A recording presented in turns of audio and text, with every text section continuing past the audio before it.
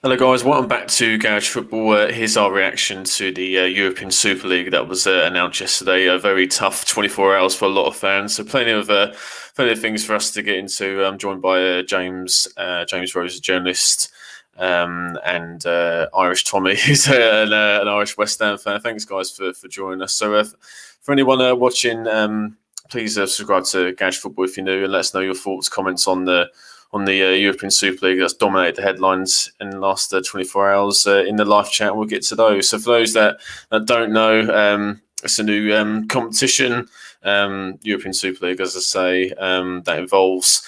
It's a league that involves Europe's biggest teams: Manchester United, Liverpool, Man City, Arsenal, Chelsea, Tottenham, Real Madrid, Barcelona, Atletico Madrid, Juventus, AC Milan, and Inter Milan. Games will be played midweek and will begin in August. A statement from the founding club said 3 more teams will be announced shortly, but it's been met with widespread criticism, including the Prime Minister Boris Johnson, UEFA's president, the Premier League, FSA, and all sorts. So plenty of us for us to get into. So thanks for joining, lads. So initially, let's just start with the reaction to the Super League itself. So James, you want to kick off on this one? What were your thoughts when the Super League was announced yesterday, and also your thoughts 24 hours on? First and foremost, very disappointing. It's the world game. Football is a world game. I'm a fan of one of the top 6 clubs. I've been an Arsenal fan for more than 30 years. I don't recognise my club anymore. I don't recognise my club. I was brought up on the formative years of Paul Merson, Rocky Rocastle, Tony Adams, and what my club has become. I know football changes and I know society changes, but the greed is just nothing short of it. Of staggering. I'm in a fortunate position where I interview professional players and managers on a regular basis. I've spoken to the likes of Jamie Carragher, Bob Wilson, Graham Potter, Danny Cowley, among others, but also players that play in different leagues, players that play at non-league level. Not every footballer is rich. But there's so much interest now at all levels of the game, even going down to youth level, where a young guy is going to sign his contract, his first professional contract, and he's in the room with his agent and with the club, and then his mum and dad are in the room hoping that their mortgage is going to get paid off. There's far too much. They're thinking, oh, my mortgage is going to get paid off, but it's got nothing to do with them. It's everything about the player. And I just think that also the American model of no relegation. Football, as in life, is full of ups and downs. You never, one minute you're up, 1 minute you're down. That's part of life, isn't it? It's how stronger you come back and learning the lessons. Yeah. And I just think that when you look at these clubs that are in it, Atletico Madrid have never won the Champions League. Tottenham, when was the last time they won the league? Arsenal have never won the Champions League. Going back to Atletico, before Simeone arrived, they were viewed as perennial losers. Even people that didn't like football knew that. Atletico Madrid never won a sausage and were known for being losers. It's true, but a lot of people have got so much. A lot of people have got so much short memories. It's like you look at PSV have won the Champions League, and they're not having the greatest time here in the Netherlands, but they're also going through a transition period. They're getting more investment as of next summer. Red Star Belgrade have won the Champions League. Marseille have won the Champions League. Villa and Nottingham Forest, European Cup. Nottingham Forest twice as well. Aston Villa as well. A lot of people have got short memories, and it's such a shame because domestic football is the lifeblood. It's the lifeblood of the game in a particular country. To give you an example, the big 3 in Portugal, everyone knows about Porto, Sporting Lisbon and Benfica, but maybe what they don't know is the successful clubs of recent years have been Braga and Guimarães, who are traditionally university towns. But they are the 2 clubs in particular in Portugal that have made the most strides in recent years. And I think this closed shop, I hope that it doesn't come to fruition. People talk about the money, winning through. There was a great quote from Marco van Basten, great legendary Dutch striker and AC Milan striker. He was on a Dutch football show last night together with Ruud Gullit. And what he said translated into, he doesn't understand the English thinking in this. Because in his opinion, they've already got the best league in the world. They don't need this. And it's for him very strange. It's for a lot of people very strange. And hopefully common sense will win out. But as we know, common sense is not very common. Yeah, say that again, mate. I mean, Tommy, your thoughts of the Super League in general? Disgust is the main one. This flies in the face of all sense of fairness, of competition. Like I'm a West Ham fan. Look, we're not a big club in the sense of this European Super League, for example. The one thing we have are dreams. That one day we can actually do something really special. That chance is there for us. There might be better days. Let's take this season, for example. Yeah, exactly. Yeah, we were all expecting a relegation battle, frankly, because that's what we'd had last season. None of us expected to have the season we're having, which has been incredible, and we've far exceeded everyone's expectations. And, we find ourselves with 6 games to go in 6th place in the league. And so we have these hopes and dreams and aspirations that maybe, just maybe, we could do something amazing and qualify for the Champions League and get to play Barcelona maybe. Or maybe we get to play Juventus. Or, we have these huge European nights at our place and get to play maybe, see our players in the San Siro or the Nou Camp or the Bernabeu. That's what it's about. It's about the spirit of competition. It's about the ability to be able to dream that you can have your day in the sun. And this proposed European Super League spits in the face of all of the clubs like mine. Let's take the top 6, the 6 clubs that are going to go into this from the Premier League. They're spitting in the face of every other team in the country. Not their fans, their owners. It's not even their players or their managers necessarily. It's literally just their owners.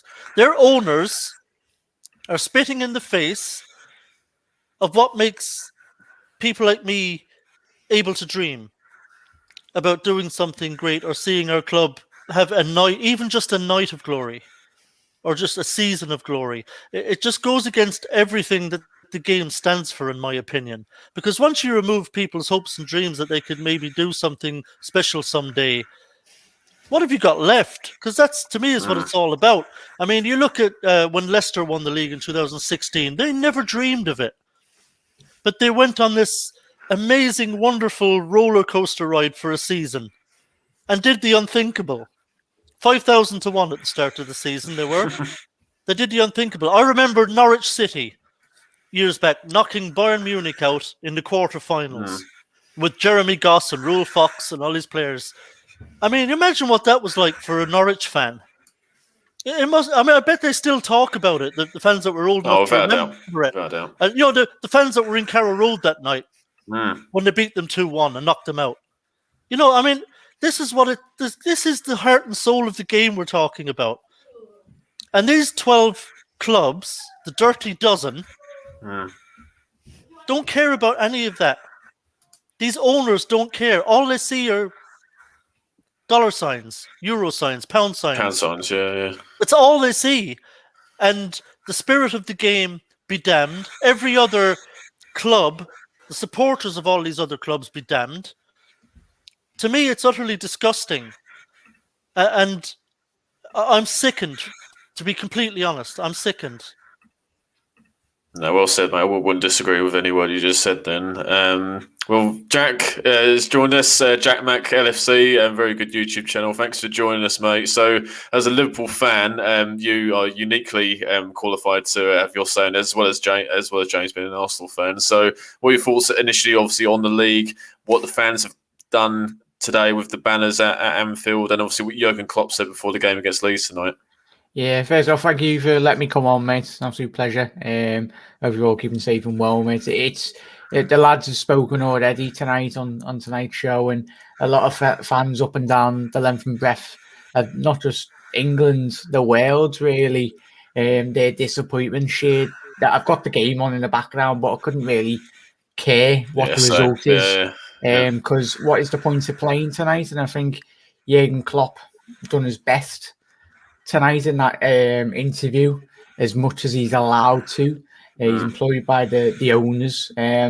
I've got a gut feeling. I think from heart of heart. I didn't get any sleep last night. I don't know what you was like, lads. Yeah, no, I got like a 1 hour's sleep. It was a weird sensation. It's, as the lads have mentioned, it's the owners, not just Liverpool and the top 6 teams, just the game since Sky come in to English football. It started the ball rolling in the direction in which football was going in England. It's disgusting, and us fans have been constantly getting priced out season after season after season, mate. It's pushing away the working class sport. It's become a rich man's game now. 100%. But yeah, absolutely fuming, mate. Especially, I can imagine, Jack, because I mean, Liverpool has such a wonderful history in the European Cup / Champions League. Some of your greatest memories are probably from those nights. I mean, obviously, we all remember Istanbul. Six times. I mean, how many times that said? I mean, but I'd do the same, mate. Yeah, I mean, it has to mean a lot to Liverpool fans because so much of your club's history is built into those competitions.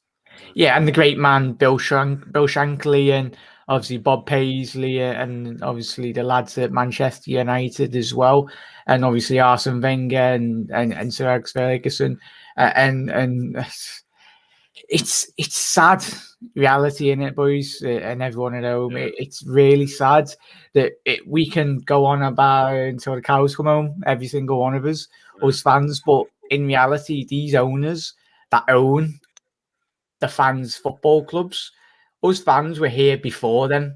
Every single football owner, or before the founding fathers of obviously the clubs when they were established in the early 1890s and that. So it's disgusting, mate. I haven't even got words, mate. What I love is the only positive is the sheer passion from that I've seen from you tonight and everyone on social media and everyone banding together. It's important to stress this isn't Liverpool fans or the owners or the players. The players have not had a say in the matter. It's a matter of the owners taking it upon themselves and having the sheer audacity and greed to go behind this. We've known for a couple of months, haven't we? As fans, this was going on in the back burner. It was a matter of when, not if, it was going to get brought to the forefront, really. Yeah, I'll tell you what tells you everything you need to know is that Jurgen Klopp in his pre-game interview essentially was saying that he found out the same way the rest of us did. He's the manager of Liverpool. He found out the same way we did last night. Nobody was consulted by this. Nobody was consulted.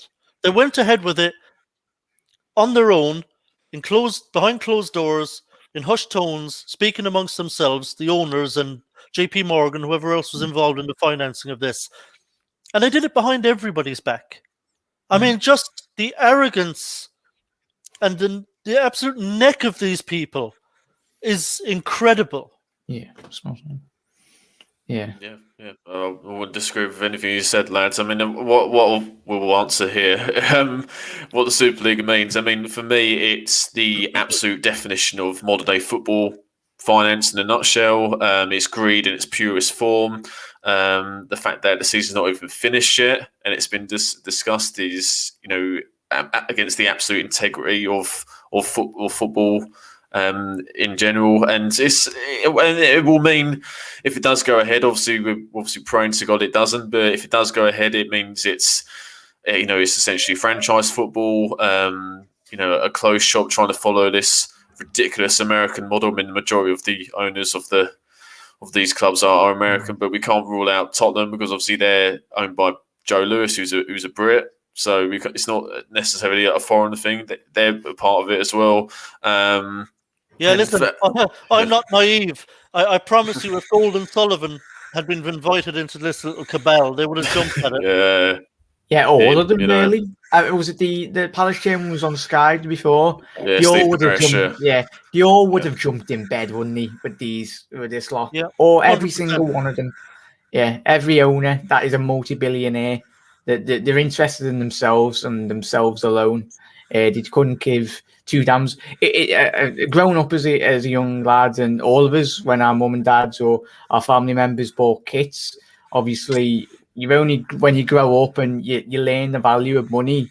And now it's so expensive just to buy a kit or even It's a pay joke. for Sky and then Virgin and then go in the game or away from home.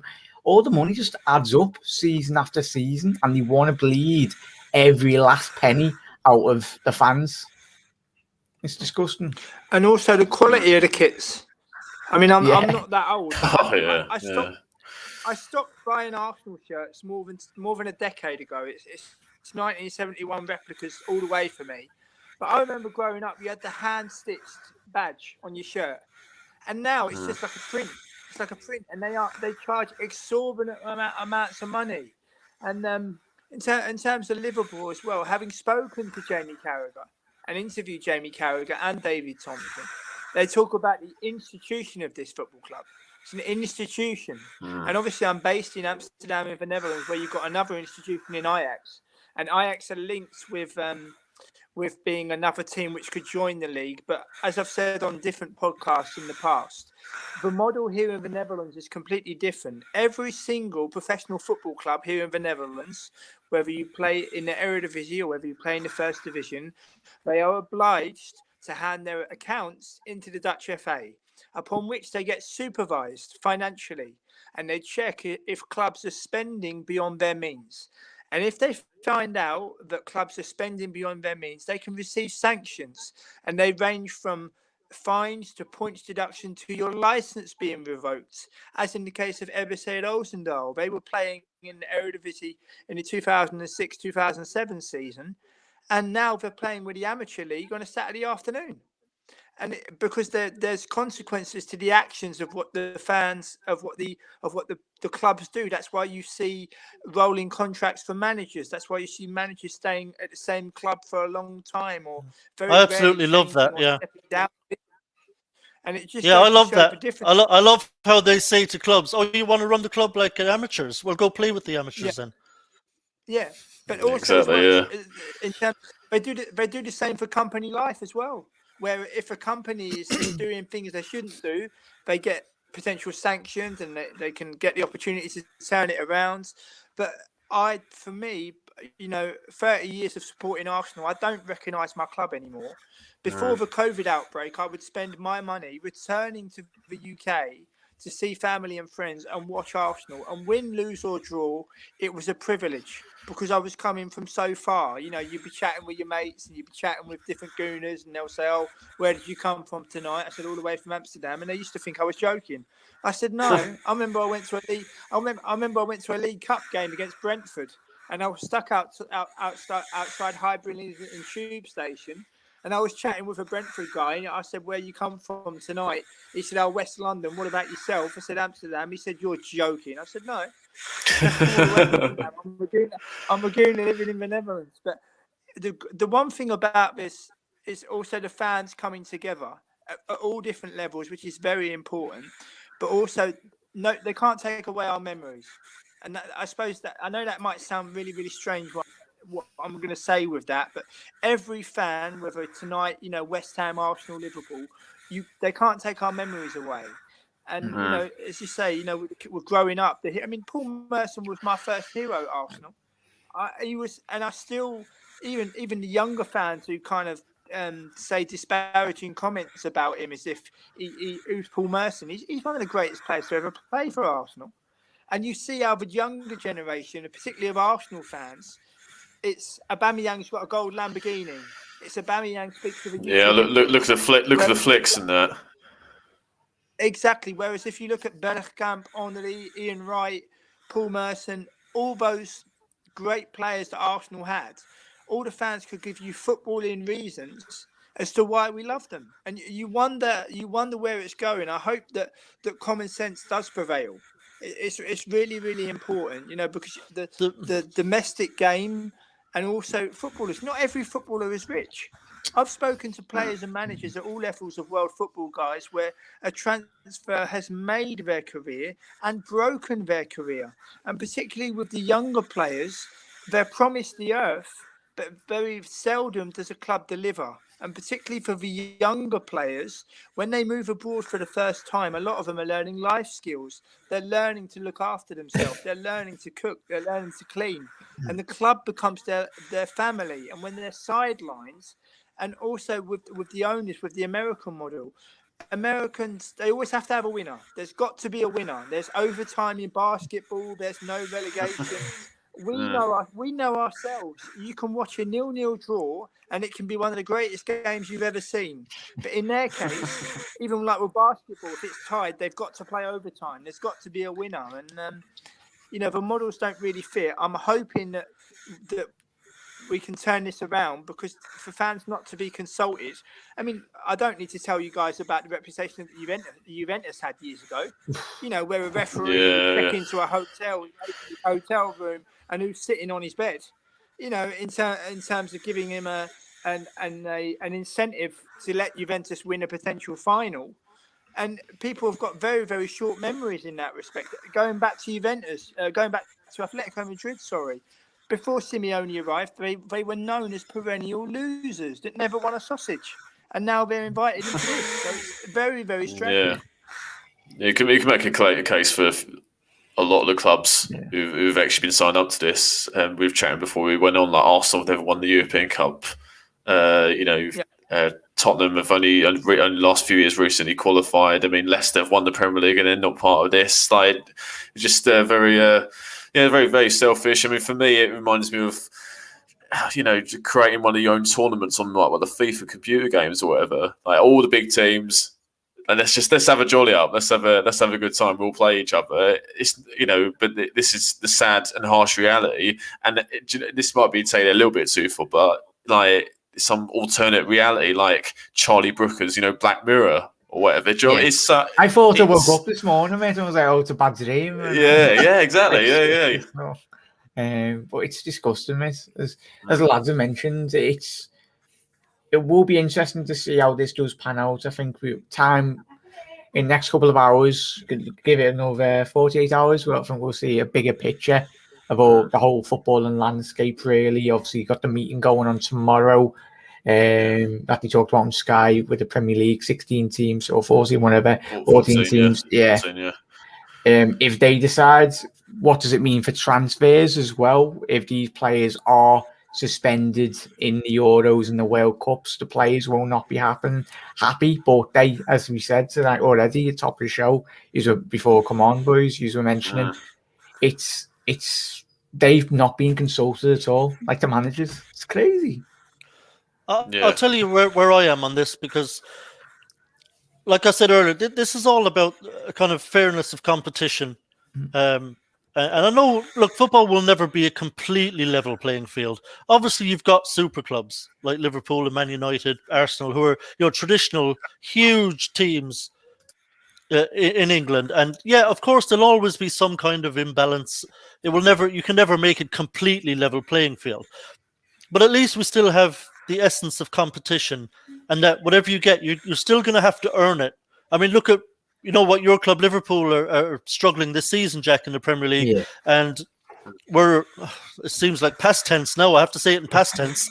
We're in danger of missing out on European football altogether because you've had such a poor season. And teams like my team, West Ham, we're doing something incredible, really. Given our status, but at least that was there. You had that. You could dream. You could dream that you could do something.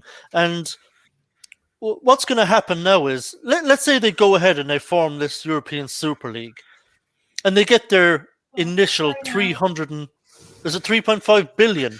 Yeah, it's crazy. I think. And then they're guaranteed. After that, they're guaranteed an annual 300 million per season. What does that do? First of all, to the ability of the other teams in England to compete with these 6 teams long term. It makes it nigh on impossible. When they've got that much clout, you cannot compete with them.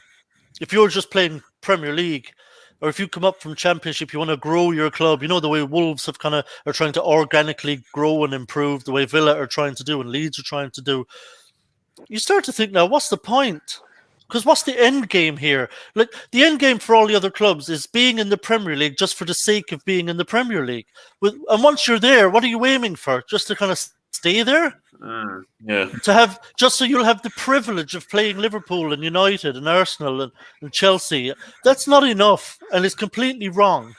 It just cuts the legs out from every other club. That's number one. The second point is, let's say one of these, these top 6 teams, they're playing games towards the end of the season. They can't win the title. They're out of the domestic cups or whatever because they don't care about them anymore. And they're just kind of going through the motions every week. They don't have to, they don't have to beat Brighton this weekend away because they might miss out on their Champions League spot. They don't miss out on anything. Come August, they're back into their fucking European Super League. They don't care. Yeah. They don't care if they go to Brighton and lose because there's nothing at stake. Nothing. There's no incentive for them to have to go there and win, or to make them nervous and say, geez, we better win this week, because Tottenham are, a point behind us, and if they win, they jump into 4th and we miss out in Champions League. There's none of that. They all get to swan off in August and join their European Super League and make their fortunes. It makes a mockery of the whole project of English football and the tiered system that we have and the merit-based system that we have. So, as far as I'm concerned, these 6 teams cannot be in this European Super League and play in the Premier League. It's completely unfair on every other team in the country. Yeah, no, I totally agree. I think the Premier League have said they wouldn't be allowed to play in the Prem if they do sign up to this. And there is a rule in place actually already that any competition that Premier League clubs want to join has to be sanctioned by the Premier League. And this is not sanctioned. Obviously, yeah. Yeah, now, exactly. I have to, just to play devil's advocate though, I have to flip the coin here. because what's happening right now, it's not like these 6 clubs owners didn't know this was coming, right? They knew the reaction to the Premier League. They knew the rule. They were aware of the rule. They knew it was there. What they're essentially doing right now is calling the Premier League's bluff. They're essentially saying, you need us more than we need you. So go ahead and throw these 6 clubs out if you want. But good luck with your next TV deal when we're not there. Yeah. They're calling the Premier League's bluff. They're saying, actually, we don't think you're going to throw us out. We think you need us more than we need you. So it's going to be very interesting to see what comes out of this meeting tomorrow by the Premier League and the remaining 14 clubs. Will they really, really have the bottle to say, actually, yeah, we will go on without you? Because that will take bottle. Because let's be honest, the big 6 clubs that are potentially being thrown out have a point. Yeah, but definitely interesting to see what happens. Just go to the comments quickly before we move on. So, thanks, Jeff, for your comment. Don't forget Tottenham have an American football pitch under their soccer pitch. Yeah, that's a good point. And Russ, thanks. Russ is an Arsenal fan. Thanks, mate. Night Chaps is an Arsenal fan. I'm really disappointed with what has been released over the past 24 hours. And I think, even myself, Tommy, West Ham fans, I think we're all incredibly shocked, disappointed, despairing, angry, all the above, really. I mean, to be fair, lads, this has been coming for a number of years now. I was just doing some research today. Arsene Wenger was quoted in 2009 saying a Super League could happen. I think the Times had a report in 2013 where I think it was more of a Saudi-based Saudi brokered sort of Super League, and that was 24 teams, but still a similar theme. Louis van Gaal, who's Man United manager in 2016, he said at a press conference that it's a commercial game or something along those lines. Don't quote me on that. And obviously we mentioned Jurgen Klopp. He said in 2019, I hope the Super League will never happen. He sort of backed it up with what he said tonight. And of course, it's a slightly different topic, but again, more of a favouring the bigger clubs is last year Project Big Picture, which the big clubs tried to force through. Obviously, it was hounded out within a couple of days, but that's just enough. We've got a load of examples for greed, which we'll come on to later, but that's not another example, eh? Yeah. Yeah, that's strange because I'm pretty sure they've been organising this European Super League for longer than that. You know, this is they'll have been brewing this for a long time in the background. Look, this is something that you don't do overnight. This takes a lot of planning over a long time. They will have had teams of lawyers, scouring the rule books, scouring the law to say, okay, when the time comes when we drop this bombshell, we have to know exactly where we stand, or where you believe we stand legally, that we can actually make this happen. They'll be checking out, can UEFA and FIFA refuse players to play for their countries on the back of this? They'll have had their lawyers check that out. They'll be saying, can they actually really throw us out of our own domestic league? Can they, all the threats that they knew would come, they would have had teams of lawyers looking into it and say, okay, advise us. Can they do this? Can they do that? Where do we stand when we want to challenge this in the courts? And so that takes a long time. So this has been brewing for a long time. So, it's amazing that they've kept it very quiet, which means that the only people really who knew about it were the owners, essentially, and JP Morgan, the financiers that they were talking about, because this was kept completely stum. So, this has been going on for a long time. This didn't sprout wings overnight. No, they just think of it of a whim, did they? I can just envision. Remember when City were going through that tribunal with UEFA, especially the viewpoints in which City have against UEFA, or European competitions anyway in itself. But you would have thought they would have been one of the teams that would not have agreed to this. But if it was a City and Chelsea who didn't want to really miss out and just wanted to join in, they were backed into a corner really. But I'm not buying that from they released the comments as well as the same copy and paste statement from all 6 teams. Oh yeah, that's right. Yeah, they had a Manchester United statement from a Glazer on a Liverpool Joel Glazer. Joel Glazer, yeah. On a Liverpool fan, on the Liverpool official website. Yeah. Just people in charge, mate, and they haven't got a clue. As we said, obviously, a couple of lads mentioned the Dutch league, the way that's run. Jay mentioned that before, and then obviously the Bundesliga. I mean, it's like 51% fan owned, so obviously they have a lot of bigger control. I think there needs to be a lot more bigger regulation in English football. I think it's a much greater conversation and something that's being brought to the forefront, really, that every fan in the UK, whatever club you do support, if it's in the conference, Blue Square, even if that's the league anyway, still, the Prem and the Championship, every league needs to get together and support one another. Absolutely, Jack. And look, I think, and you guys are fans of some of these top 6 teams, right? Arsenal and Liverpool. I don't imagine for a second that fans of any of these 6 teams would countenance the notion of their team not playing for the English top flight title.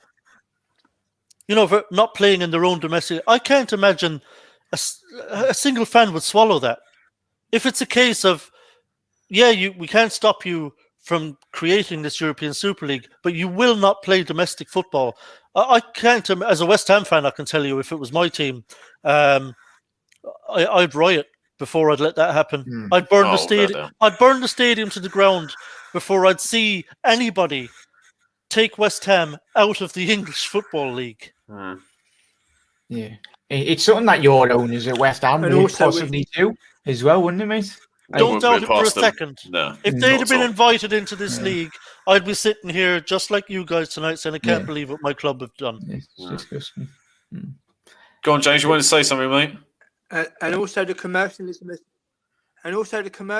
Like my club is North London. I was born in North London. I was born in Hampstead, in Belsize Park. It's part of the reason why I'm an Arsenal fan, also with the families, with different generations. If my club gets taken out of North London, it no longer ceases to be my football club.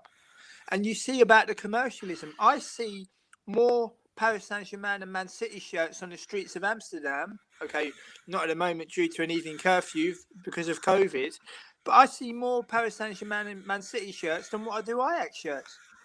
And it's as if like a fashion parade for some now, where they buy the shirt because it looks nice. They wouldn't be able to tell you about the emblem on that shirt, whether it's a live, a bird, whether it's a cannon, whether it's the irons. You know, they wouldn't be able to tell you about these things.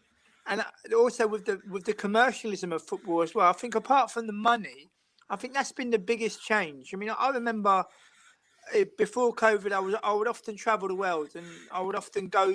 You'd combine it with football, not deliberately, but you'd be, for example, in Denmark and you'd watch FC Copenhagen, or you'd be in Rio de Janeiro and you'd watch Flamengo, and you're in with a group of people where you stick out like a sore thumb because you're not from around here, or for example, in terms of the local language, in terms of the culture, and for some fans, the fan culture they have is absolutely massive. It's so important. And when I go to the Emirates now, before the COVID outbreak, when I would go, I would literally, around me, people are from everywhere, but they're not from North London. They're not from Islington, but they're from Australia, they're from Singapore, they're from France, they're from Belgium. And I think, especially with the American market, they're trying to tap into where have games played in Miami, in New York, in Los Angeles. But when you go to this country, you realize that it's baseball, it's basketball, it's the NFL, which is, for the people that live there, the most important thing. I mean, I've seen MLS games in Los Angeles and in New York and Washington as well. And the standard is okay, but even the fan experience, it's not great. You know, half the time, every single attack is world class. When all he's done is put a cross in, but it's a world class attack according to the fans. Yeah, easily plays. But all he's done is put a cross in. That's all he's done. Yeah. But you just wonder about the future, because going back to my point, you know, in the case of Arsenal, Liverpool, you've got, obviously, me and Jack on tonight, you've got two of the three biggest clubs of English football. And I respect every single English club. You know, even if they don't play in a division of my club, I'm a football fan, also a football writer in a privileged position, speaking to players and managers. But I respect the football of my country, and I also realise it's a world game.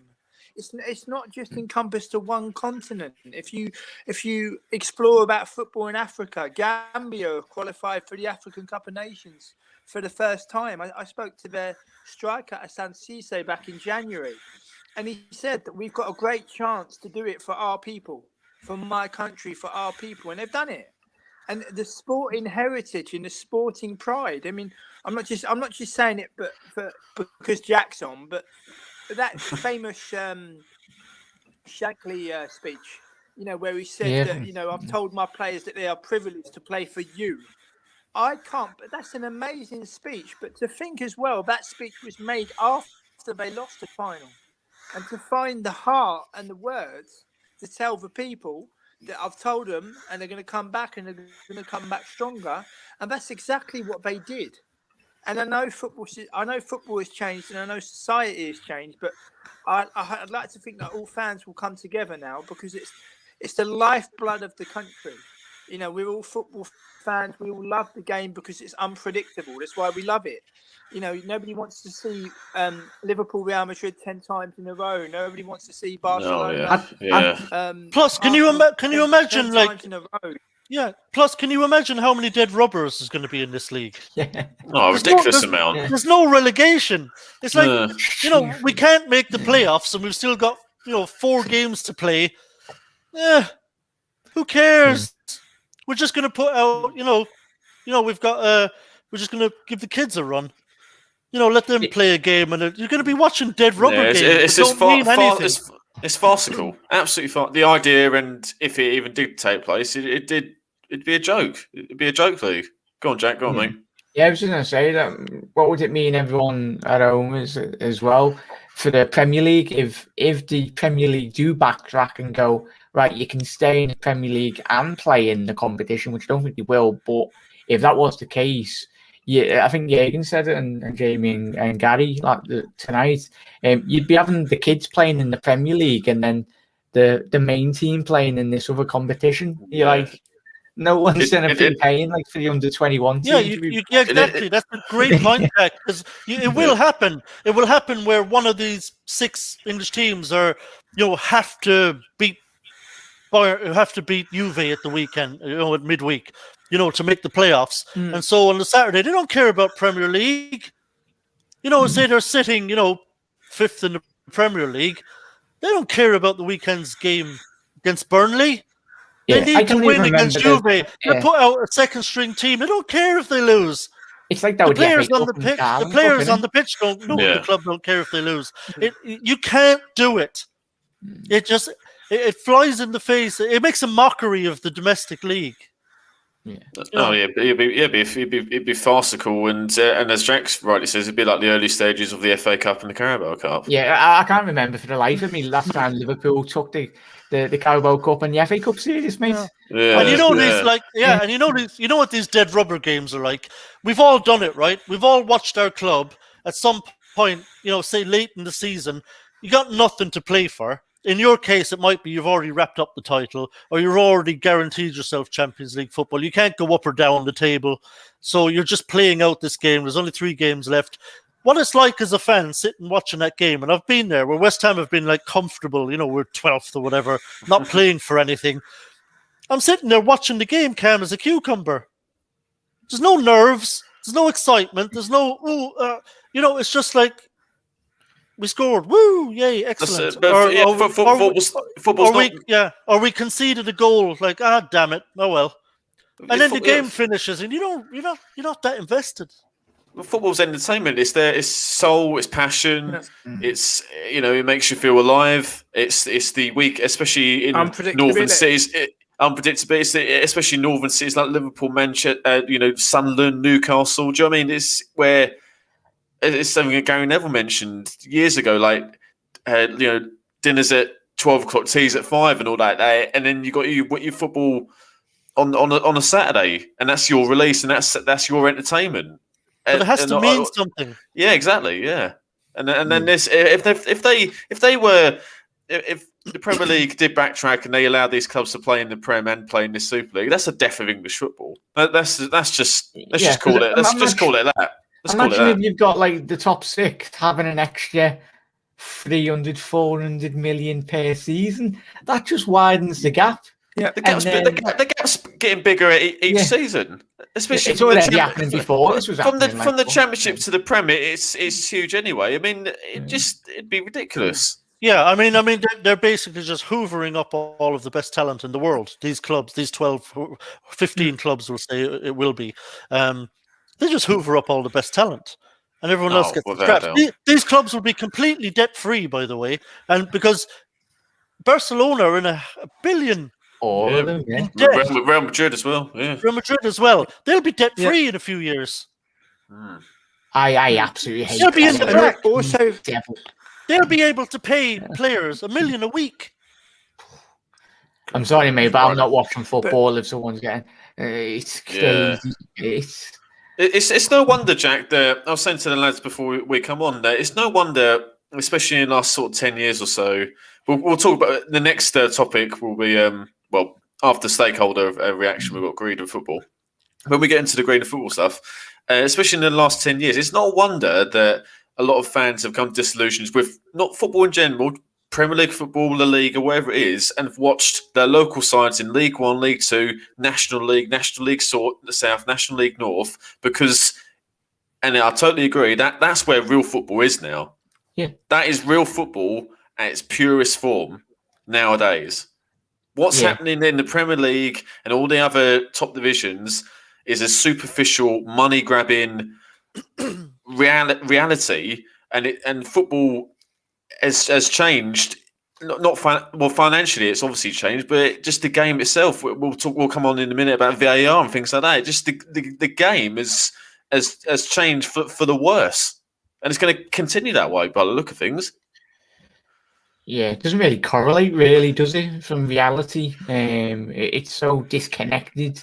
Obviously, my dad's generation, everyone in the early 90s, 1901, when football, it was you get your pennies and your shillings and all that. Yes, football has moved on and it's got more expensive, but there's got to be, I think this is surely got to be the break point. There's only certain. Oh yeah. There's going to be a certain point. I don't think this is it, miss. Yeah, look, we know there are issues in football, especially with regards to the money. The Premier League has become a bit of a monster, really. And yet we know there are imbalances there, and but the essence of the competition of it is still there. The essence of it is still there. You can move up. You can be a well-run club and move your way up. Leicester City. Look what Leicester City. They're the absolute epitome of well-run club. Yeah, they're foreign-based owners, but they are tapped into the English football system. They the fans. They care about the club and the fans. Yeah. They give scarves to away fans. They buy drinks for their fans. But I'm saying is, the structure is still in place that allows clubs and their fans to hope and to dream, and to actually physically do it. To do it in reality. Man City were in League One. Yeah. Before the takeover, and look what's happened to them. You can do it. You can do what Leicester have done. You can do what Wolves have done and restructure your club, get new owners in. Blackburn in 95. Blackburn 95. At least the dream is still there. You can still do it. This European Super League puts an end to all of that. No, without a doubt. Yeah, without a doubt. I just want to go on. We'll move on shortly, lads. But this brilliant comment by Oliver, and I totally echo everything he said there. This moves us on to the stakeholders and what they've all said. Oliver says the fact that they take punishing players in teams for this more serious than punishing players and a team's fan base for racism is an absolute joke. I totally echo that 100%. And that follows on with what UEFA have said. UEFA's president, Alexander Serafin. Yeah, a very strong statement that he said in the press conference earlier today. He said, amongst other things, the players that will play in the Super League will be banned for playing in the World Cup and Euros. They will not be allowed to play for their national teams. That will be challenged. That will be 100% will be challenged in the courts by these teams. I promise you. Oh, yeah, without a doubt. Yeah, as you said earlier, they would have looked into that. He also says they'll not be able to play in our competitions. I don't know when. He was very critical of Man United's executive vice chair, Ed Woodward. He said, I was a criminal lawyer for 24 years, but I've never seen people like that. He called me last Thursday to say he was satisfied with the Champions League reforms and he fully supports them. Obviously, he'd already signed something else, amongst other things. But so the UEFA have made their statements, Premier League, the FA, the FSA, the Football Sports Association, with a brilliant statement as well. But what I want to touch on, lads, so I'll just put that up, stakeholder reactions, is it's all well and good. I echo what Oliver's said about UEFA. It's all well and good they're coming out now about what's happening with the Super League, but now what are they doing about racism? What are they doing about the VAR, things like that? That's you have to say is ruining people's viewpoints on modern day football. The Premier League have not been, they've not been fantastic over the years. In terms of the restructuring. Well, technically, the Premier League is a breakaway itself, isn't it? Was it adapted? Obviously.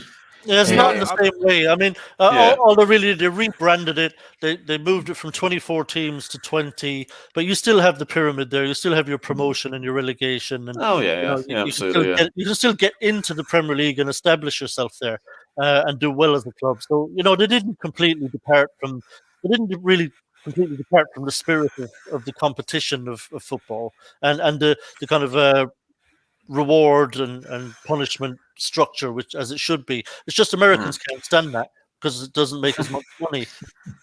Yeah, and I think the Premier League they would have to have a winner. Yeah, exactly. Winners, but no losers. Yeah, play to a win, absolutely. And they took ages, pandemic last year, the Premier League clubs to eventually bail out the AFL clubs. Took like 6 months or whatever. It's just, yeah, I don't know. Yeah, I don't know what to say about it. And obviously the FA trying to sell Wembley as well. So that there's all these stakeholders. There's all in good coming out now, but then they sort their house in order as well. Yeah. It was every exactly. aspect. They've got a huge responsibility. Football, It needs restructuring. There's no question. I mean, People- if this doesn't prove it, nothing will. That we need to. I think the priority now is to shoot. Is to shoot down this European Super League. Make sure this does not happen. But if we can do that, then we can start turning our attention to the structures of the game as they stand and the way it's done. And we have to take a serious look at it and improve on it, because there are issues, of course, but nothing that would be as bad as this European Super League for the game. No, absolutely. I just want to get it is one for you guys. Obviously, this Super League is the absolute definition of greed in modern day football. This is not the only example. That I've got loads that I've written down over the past. Doing some research that I'm sure you guys have as well. I'll quickly go through mine. So, obviously, Jack, you'll know, fully aware of this. Obviously, in 2016, the £77 ticket in the main stand. There was the walkout in the 77th minute. There's the ludicrous payoff for Richard Scudamore, the former chief exec of the Premier League, where he was paid $5 million combined by the Premier League clubs. Waterbury went to the wall. Yeah, exactly. Yeah, the proposed 39th game that always comes up every few years or so. And even just in regular football, just the huge agents fees as well is greedy, and that's been taken out of the football pyramid, and obviously the huge transfer fees as well. Yeah, they're just. I'm sure you guys have got plenty of other examples. Gotcha. Yeah, one thing I wanted to touch on the agents. For those that don't know, the industry was deregulated. Before the industry of agents was deregulated, you had to pass an exam to become a football agent. And it was a really, really hard exam. Do you know what the pass rate was to become a football agent when you had to take the exam? Do you know what the pass rate was? 90%? 90%? Have a guess.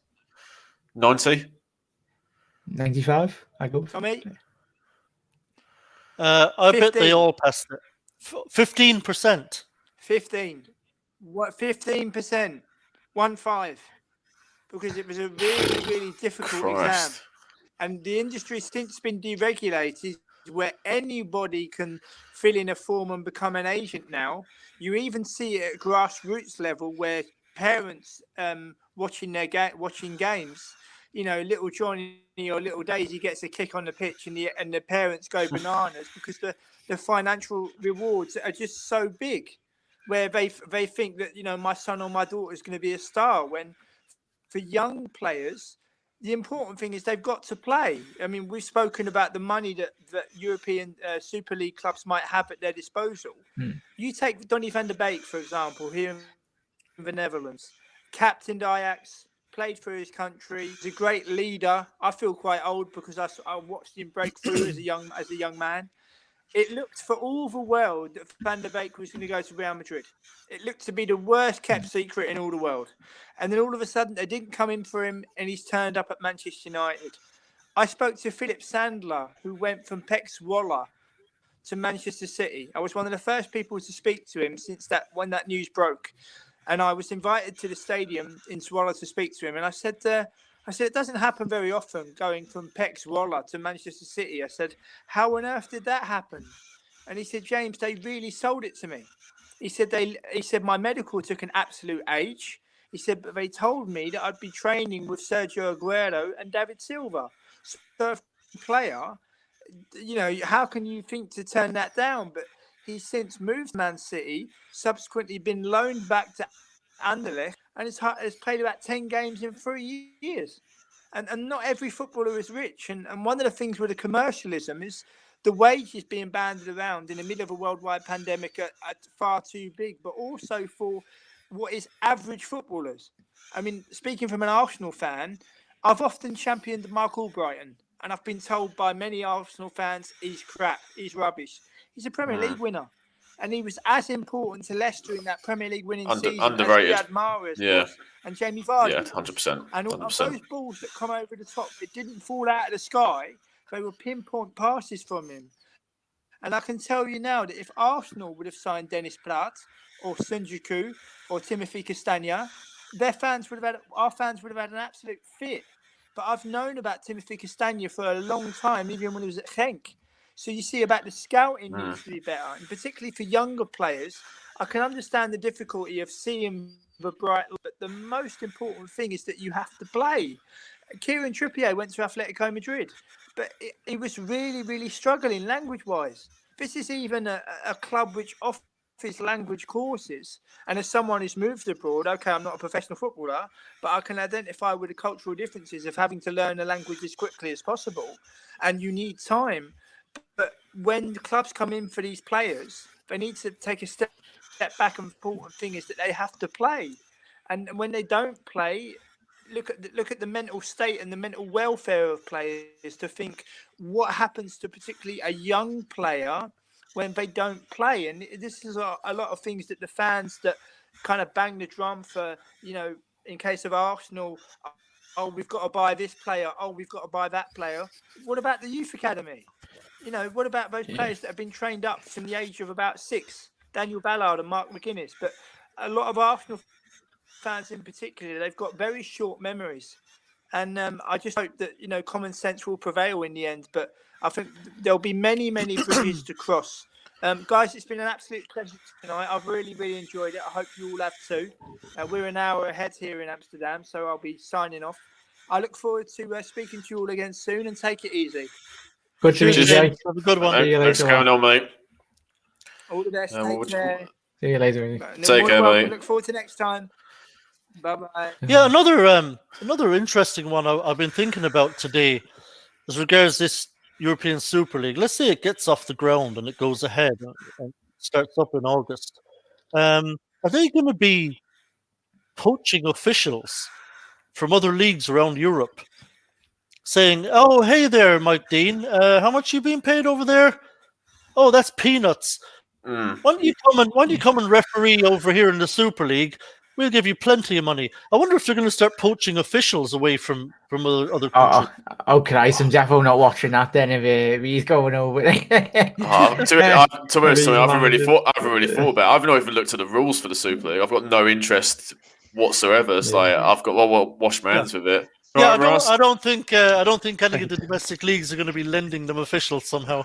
No, I don't know. Hopefully it's not the plan. They'll have to poach. They'll have to poach them.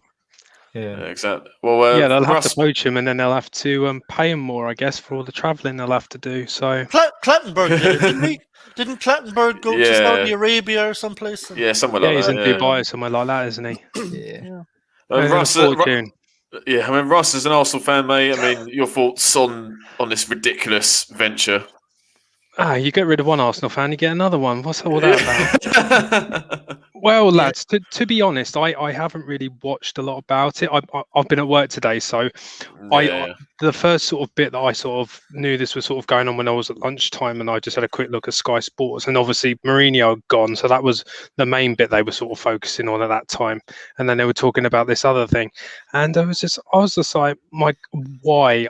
I know this has been in the pipeline for a long, long time, and obviously this pandemic has obviously accelerated that due to the clubs not having money coming in. They said that in their statement as well. Like Perez and Glazer and all that. They all said a similar thing. Yeah, that's all it is about money. But apparently the money they get, they can't use for transfers. Apparently, something else, but it has to be put into a grassroots level. Obviously, the German clubs haven't signed up because I think that they have big fan shares, like 51% are owned by the fans or something. Yeah, so those guys can't join up. PSG aren't. I don't know what their situation is, but they're not going to be in it. It's just all the money grabbing, American owned English teams really, well, apart from Man City, but all the rest of them are sort of owned by Americans with this franchise model that they have. So where they have no relegation or anything in their leagues today. So yeah, it's just a big money grab. But the biggest thing for me, lads, is why are Spurs in there? They never won anything. Well, this is what we said. Like, obviously, they've not won sort of the Champions League or European Cup. You may as well get Nottingham Forest in there. At least they've won 2 European Cups. Or Aston Villa, they've won the European Cup. May as well ask those guys to be in. Yeah, it's a joke. It's an absolute farce.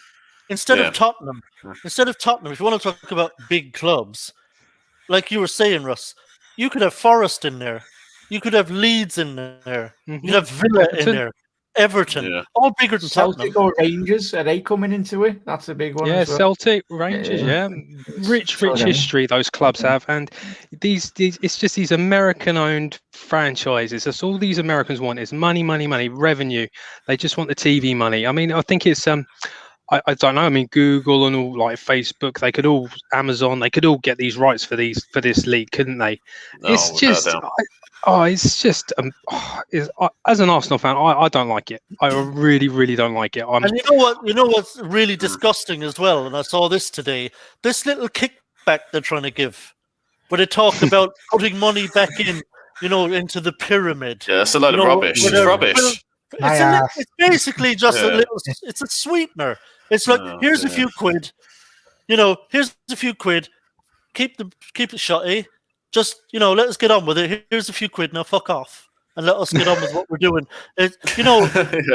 Sorry, but that's just such an insulting fucking thing to do. How about go fuck yourselves? It wouldn't surprise me if you just come in like Wolf of Wall Street to all these clubs and just start going, there's some money. And loads of money. Here you go. Just like very rich people do. They just pay off lawyers, they pay off everyone, throw money at the problem, and it disappears. Don't care about the little people. That's what they're doing. Sadly, it angers. They wouldn't have the bottle if fans were in the stadium. I'm telling you that now. No. There would be. God, yeah, can you imagine? Stadiums would be a riot, absolute riot. Yeah, definitely. Yeah. I mean, there's a protest outside Goodison, not Goodison, the Emirates, Russ. I think tonight I've seen a couple of on Twitter. Was there? Oh, okay. Yeah, and outside Leeds as well. I did see. I saw some Chelsea accounts on Twitter as well that were trying to organise something for this evening outside the bridge. So yeah, fans are starting to organise, I think, and I think this is just going to get these protests will get bigger and bigger and bigger. I did see a brilliant thing before the game at Elland Roads earlier when the Liverpool bus arrived up. Oh yeah. And the players were getting off. There was a band, like a brass band across the street, and they started playing. They started playing "Money, Money, Money" by ABBA. That sums it all up. And then final topic to talk about, lads, before we finish. What can be done to stop it? Russ, you want to take that one? I don't know, guys. I think these teams have already signed off on it, mate. So I don't think that there's a lot of the fans. The only thing the fans can do is just not to go to the games. That's probably when they are allowed to go to the games, obviously. It's like when Liverpool, you got Hicks and Gillette out, wasn't it? You just stop going, you stop buying the merch and all that sort of stuff. That's the only thing I can really see going, because these guys have already signed off on it. They've already got their legal teams sorting it all out and everything else. Unless we just stop going, guys, that's the only thing. Stop all your sports subscriptions. Don't buy Sky, don't buy BT, anything like that. Just that's the only thing that will stop these teams from doing it. It's the money, it's the revenue. That is all they want. And the only way that we can do anything about it is to hit them in their pockets. Just do not buy tickets, do not buy merchandise, do not buy shirts, do not buy anything. That's the only thing I can see doing anything, guys, really. Yeah, there's that's one of the measures, definitely. I think the fans of these clubs should boycott any European Super League. Just do not go to them. I would hope that would be doable, because there is such a anger among fans about this Super League. I would hope that they would be willing to boycott their home games in this European Super League. Like Russ was saying, just hit. See, it's hard to hit these clubs financially now. Because you got so much money already, haven't you? Yeah, exactly. Yeah. This European Super League will rake in so much. I mean, they're all getting 3.5 billion initial payment each, and then they're guaranteed at least 300 million per season from this league. You not buying a shirt or not turning up at the game doesn't mean shit to these people. It means nothing. It doesn't look very good though, does it? If financially, they're there, everybody's allowed back, and there's about 10 people in the stadium. That does not look good, and that is what the Americans do not like. They do not like not having a full stadium. Yeah, you know, that's one thing. Obviously, chucking these teams out of English football is another thing that can and should be done. If they want to go play in the European Super League, and obviously, gentlemen, this is not personal. This is nothing against the fans or the players, frankly, or the managers, just purely the owners of these clubs. These teams need to be thrown out of English football and said, you cannot do both. And I think UEFA and FIFA need to stick to their guns on saying, if you are playing in this league, you will not play in any of our competitions at club or international level. And that will hurt players a lot. Players will put up with a lot as regards getting some stick or whatever, or they'll forfeit maybe playing in the Premier League or whatever. But it really, really matters to players that they're playing for their countries.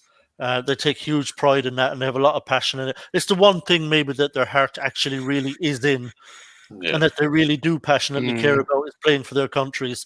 So you've got to make it an unattractive proposition for players. And I know that this will be legally challenged by the clubs. They've already said so. If people do it, you can't play for your country, if you do, they will legally challenge it. But even if they were to win that challenge, all it takes is a shake of the hand, gentleman's agreement. Let's say the English FA appoint someone as England manager, and they say, listen, we'll give you the job, but here's the deal. You do not pick any players from the European Super League teams. Nothing has to be written down. It doesn't have to be an official sanction. It doesn't have to be anything challengeable in court. It literally has to be a shake of a hand in an office at the FA, where the manager will say, I'll take the job on the premise that, yes, I will agree that I will not pick players from this league. And then he can go out and pick whatever players he's want. You can't take that to court because there's nothing to hang your hat on to challenge it, to say, because the FA will come out and said, we've said nothing of the sort. We have no rule here that says he can't pick those players. The manager, we don't tell the manager who to pick. He picks whatever players he wants. There's nothing official to challenge. Yeah, at the end of the day, lads, there's got to be government intervention. I really was encouraged by what Oliver Dowden said earlier, the Secretary of State for Digital Culture, Media and Sports in Parliament today, amongst other things. Yeah, he said. I'm sure this flies in the face of actual law, of monopolies law. Probably. Yeah, most definitely. Obviously, the Conservative they're not clearing this anyway. Backhand deals and everything anyway. Most governments in the world, not just England as well, as a whole collective. UEFA, they're not clean, are they? The FA, they're dirty as hell as well. All of them, mate. All of them. Every ounce of... None of them have got any credibility to stand on. Got no legs to stand on, all of them. So...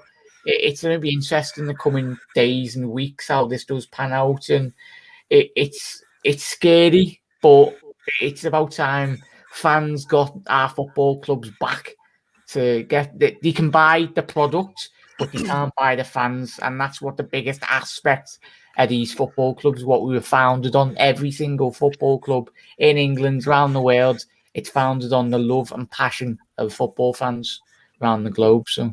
Listen, when you go into your team stadium, the fans are the only people in there who aren't there for the money. The fans are the ones. A lot of the players. Now, don't get me wrong. I know some players. Like obviously Stevie G was very passionate playing for Liverpool, and his heart was in it. But in general, a lot of these players, they come from elsewhere. They're there because it's a huge club and they can win some trophies and they get paid a lot of money to do it. the heart and soul isn't in it like it is with the fans. The fans are the only ones who are in that stadium whose hearts and souls are invested in this thing, and who care passionately. I know that's how I feel whenever I've watched West Ham, and it's the fans now that have to finally say, "Okay, we're done now. You've gone too far.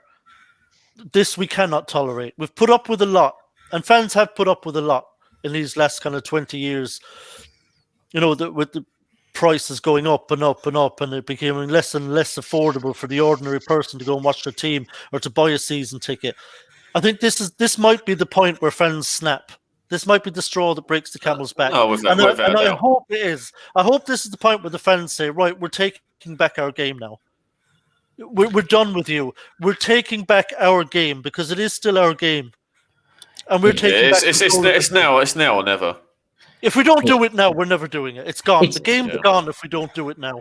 Yeah. It's even the little things with, like, obviously Sky Sports as well. I tell you, the presenters would be praising the European Super League if they struck a deal. So I think obviously they're not included in talk. Jack, sorry mate, I'll tell you what, that's just reminded. Sky have got a nerve about this because they're the ones who wanted to charge fans $40.99.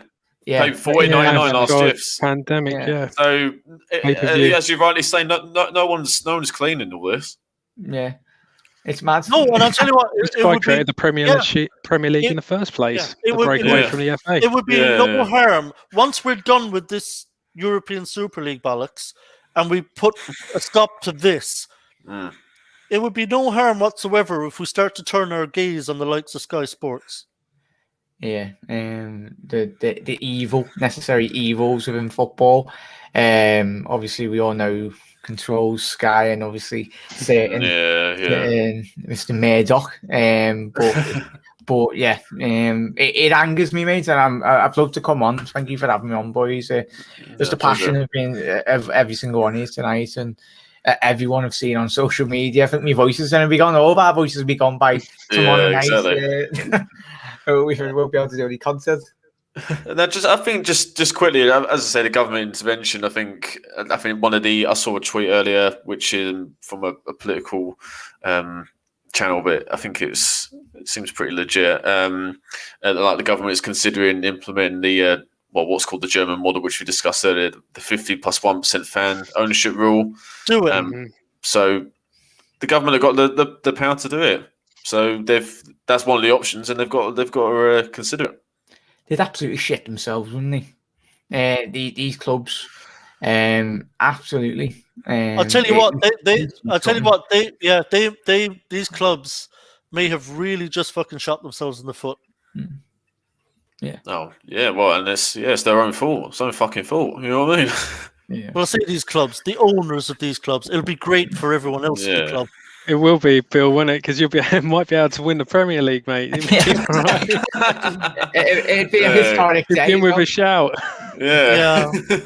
And if we do the unthinkable at West Ham, it would be rather nice if we had the opportunity to play the likes of Juventus and Real Madrid and Barcelona next season in the group stage. Yeah. I think we're owed that. This is our one time. We might never qualify again. So this is the 1 year we might qualify, and then there won't be any bloody Champions League. There won't be a proper Champions League after that. Yeah, you deserve it. 6-0. We'll have a group with young boys and Ramirez and fucking Ferran Barros. Ludogorets, yeah. Malmo and all that. Be just our luck. I'd be very interested in that, though. I'd make it very interesting. We could go into the Champions League as a top seed. We're in pot one. Pot one, West Ham. Good old David Moyes. Fergie knew something about him. Yeah. Oh god. Well, bloody hell, now can't down the quarter, lads. That's flown by. So is there? I think we've squeezed as much as we can now tonight, but there's probably loads more we could talk about. Is there anything else you want to touch on before we wrap up? No, just want to say thank you, boys, for letting me come on tonight on the platform. No, thank you. And first time I've spoke to all of you properly, really. So it was lovely to meet everyone, and hopefully everyone at home is safe and well. Football, we love it and we hate it sometimes, but It just does that. Well, yeah, I think it's the last 24 hours has shown how much football means to everyone up and down the Yeah, land at least we and can around all the world. sort of come together, can't we? We can all football Yeah. fans, I'll tell you whatever what, team, whatever your allegiance, whatever your team, this could bring us all together, and that could be for the better. Yeah. That, I'll tell that's you all. what, That's all I could. it takes some doing to bring fans of all these different teams together the way they've done the Yeah, last 24 exactly. hours. Like, it takes some doing to get me into a room with Chelsea and Tottenham fans. Exactly. And actually be standing there pally with them saying, we're in this together, boys. Normally we're at each other's throats. Yeah. I've been agreeing with Manchester United and Everton fans, even my mates, Everton fans, are like, they've been winding me up going, oh, we'll be in Europe next season. I'm like, fuck off. Yeah. So look, I hope this will be the straw that breaks the camel's back. I hope that in time we look back at this and say, I'm really glad they tried that, because that was the moment when fans said enough was enough and took control of the fans game. fight back. A watershed moment, yeah. Yeah. So let's hope for that. Let's end on a positive note and hope that this is the moment where they started a civil war with us fans, and that's what this is. They've started a war with us fans. No matter what team you support, this is a war on all fans of the game and on the game itself. And we have to just universally say, no, enough is enough. You're not doing this. We won't stand for it. We're taking our game back. Yeah. Totally. It's money as well, guy. I mean, it's just, you pay for your subscriptions, don't you? You pay for your Sky, your BT, and everything else. And I just don't want to pay any more money to watch football. I really don't. That's another thing. I just do not want to spend any more money on watching football on my TV. I just really don't. And it's just money, guys. As I said before, it's just the money to these owners. This money means everything. As we said, the pandemic and everything else has caused this, brought it forward. It may have been another 2, 3, 4, 5 years until this was meant to come out, but this has brought this to a head now, and it's just great that everyone's in this together. We're all going to, I hope we're all going to say, no, we do not want this to happen. Yeah, it's open to the 3 p.m. rule as well. You're paying for Sky and Virgin, and half the time your team's not even on telly. Because everyone else in the world is able to watch the game free live instantly, but it's always we're behind a pay-per-view legal law that you can't watch a game unless you got a certain stream up.